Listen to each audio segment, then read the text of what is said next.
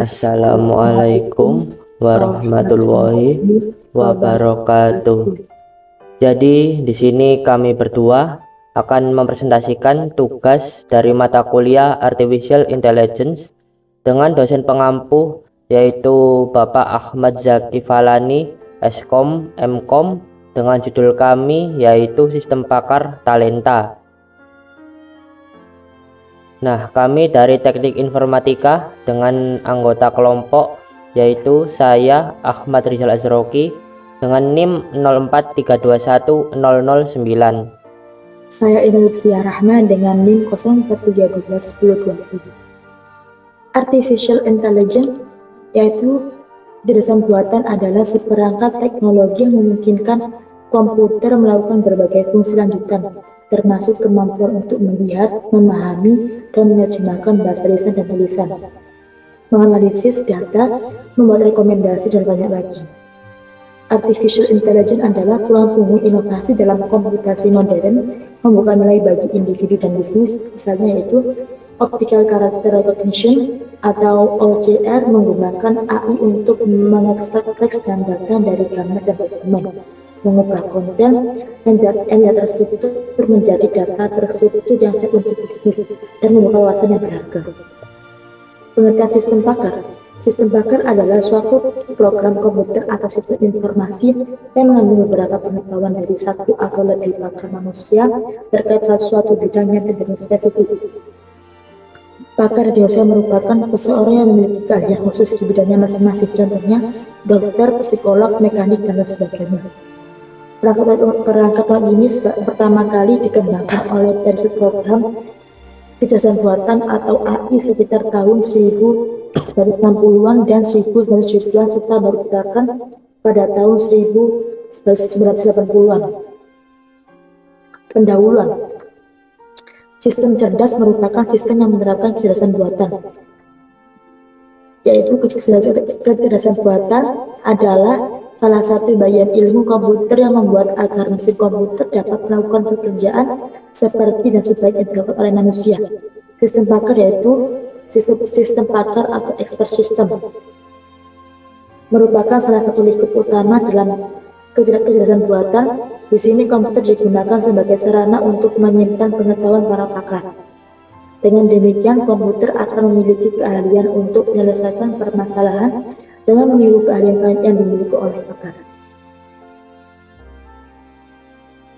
Pemenuhan kategori kota cerdas dalam sebuah kota harus mampu merangkum 6 dimensi, meliputi smart ekonomi, smart people, smart governance, smart mobility, dan smart environment, dan smart living.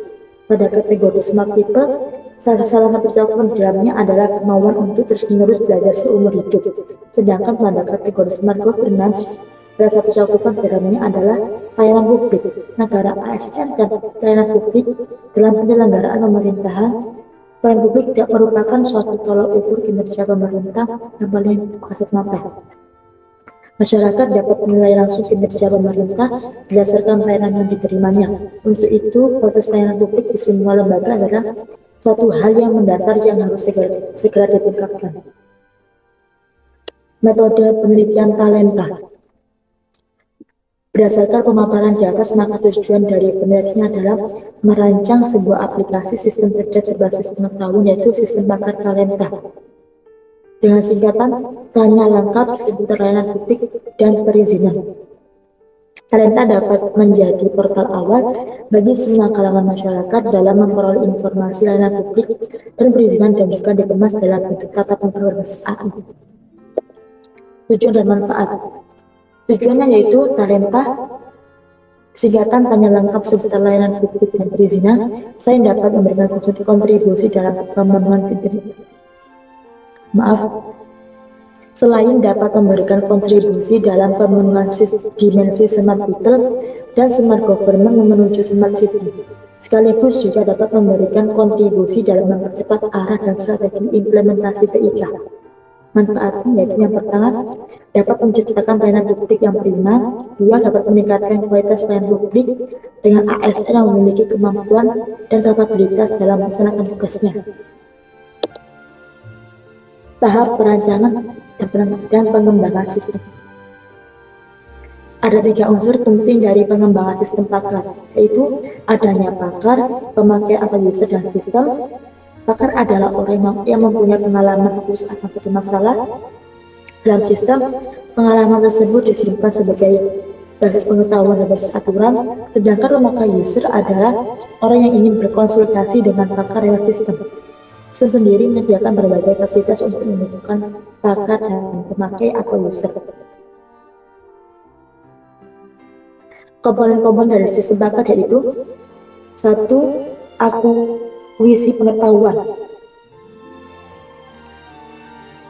Akuisisi pengetahuan yaitu fasilitas ini merupakan suatu proses untuk mengumpulkan data pengetahuan akan suatu masalah dari pakar. Sumber pengetahuan tersebut dijadikan dokumentasi untuk dipelajari, diolah, diorganisasikan secara terstruktur menjadi basis pengetahuan. Yang kedua yaitu basis pengetahuan dan basis aturan.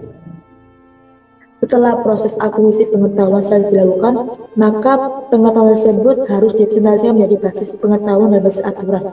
Selanjutnya dikumpulkan, dikodekan, diorganisasikan, dan digambarkan dalam bentuk yang lain menjadi bentuk yang sistematis. Yang ketiga, mekanisme inferensi merupakan bagian dari sistem pakar yang melakukan penalaran dengan menggunakan isi daftar aturan berdasarkan urutan dan pola tertentu. Selama proses persuasi antar sistem dan pemakai user, mekanisme inferensi menguji aturan satu demi satu sampai kondisi aturan itu benar. Yang keempat, fasilitas penjelasan program.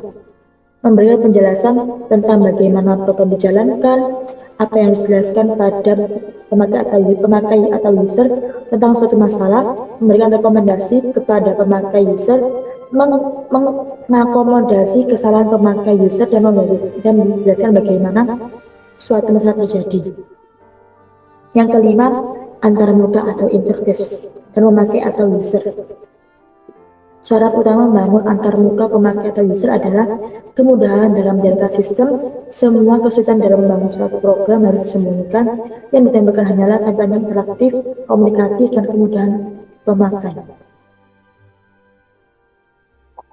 Perancangan database merupakan penampilan pengetahuan dalam bentuk aturan, memberikan kelebihan pada sistem pakar. Dengan aturan produksi basis pengetahuan dapat dimodifikasi atau ditambahkan dengan mudah dan cepat sesuai dengan perkembangan. Jika database pengetahuan itu salah, kurang lengkap, maka sistem tersebut tidak pada kesimpulan. Pakar harus secara berkesinambungan atau meningkatkan metode pemecahan masalah yang ada. Data flow diagram atau DFD sering digunakan untuk menggambarkan suatu sistem yang telah ada atau sistem baru yang akan dikembangkan secara logika tanpa memperhitungkan lingkungan fisik di mana data tersebut mengalir atau lingkungan fisik di mana data tersebut akan disimpan.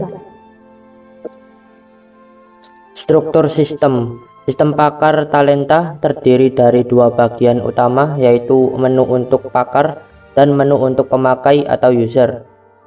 Yang pertama yaitu menu untuk pakar, yaitu menu untuk menambahkan basis pengetahuan dan basis aturan. Sedangkan pada menu untuk pemakai yaitu menu untuk penelusuran atau konsultasi.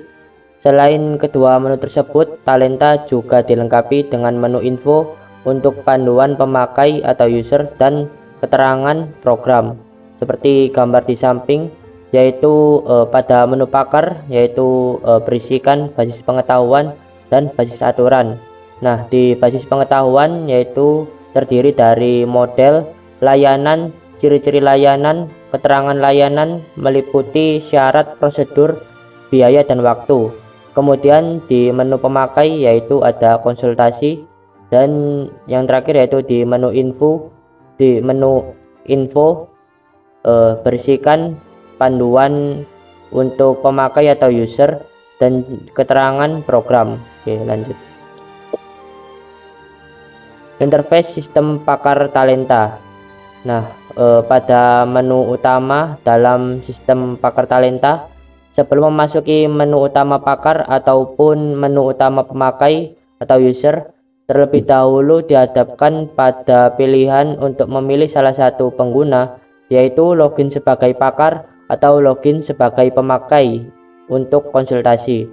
Seperti gambar di samping, yaitu pada gambar yang kiri yaitu ada pakar, kemudian di gambar yang kanan yaitu ada konsultasi yaitu untuk user atau pemakai, dan yang di gambar kanan yaitu ada info untuk panduan pemakai atau user seperti penjelasan saya sebelumnya.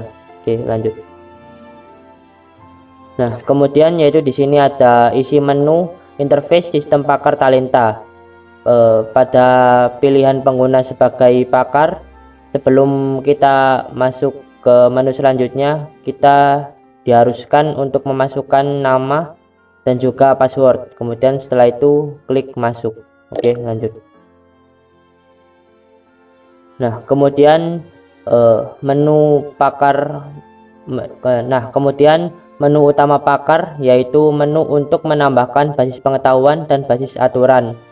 Pada basis pengetahuan, pakar dapat menambahkan atau mengedit basis pengetahuan ke dalam talenta seperti gambar di samping, yaitu ada data model layanan, di bawahnya yaitu ada kode model layanan dan model layanan. Nah, kedua itu bisa dimasukkan oleh pakar.